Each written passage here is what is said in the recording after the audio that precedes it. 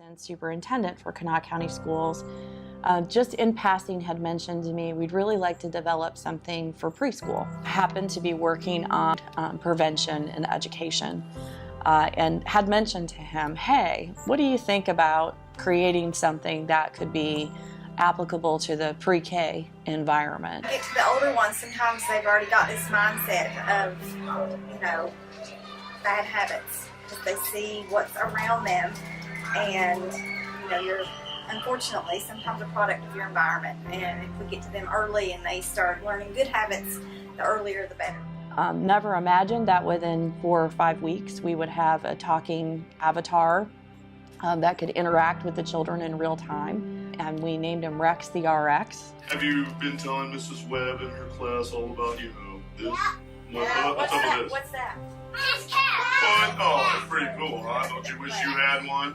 Mm-hmm. I bet Joshua wishes he had one. And what about Temperance? Hey, Temperance, do you have a hat?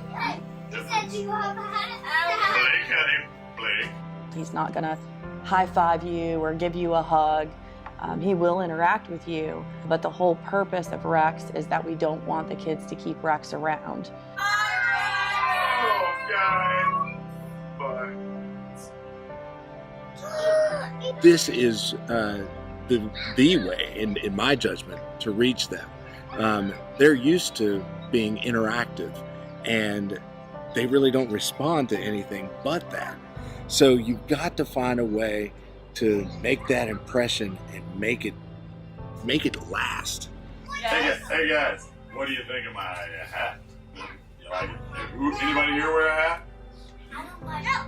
No? The kids like Rex because he's also interactive, and he can, communicate in the actual classroom, so you can say the kids' names, and that gets their attention immediately. The response has just been amazing. The kids really relate to the avatar, so if they do have a prescription medication that they take, which a lot of kids do, we want them to use that medication properly, but we also want to ensure that they're not sharing medications.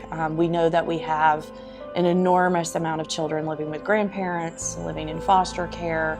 We know that grandparents, that age group, they're more likely to have multiple prescriptions where they probably shouldn't be, where they're much more accessible.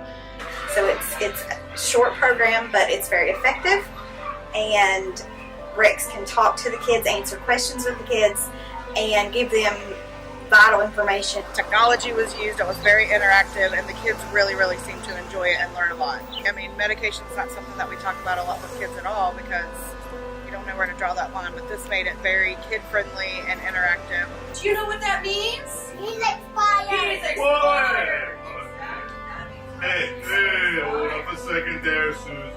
And so the message of don't keep Rex around is a real poignant one and real important, and something that a 4 or 5-year-old can kind of wrap their arms around and understand. So we were really making a difference. We were reaching more schools and more counties and more kids than we ever had before with the medication safety message that Rex shared.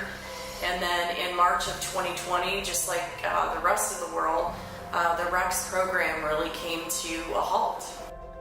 So we were all working together and trying to figure out ways to get the program back online in any way, shape, or form. And then kind of hit the pause button and realized that now the message was even more important because you had all of these children who were at home with parents and grandparents who more than likely were not storing medications properly, and that made medication a lot more accessible and the message so much more important.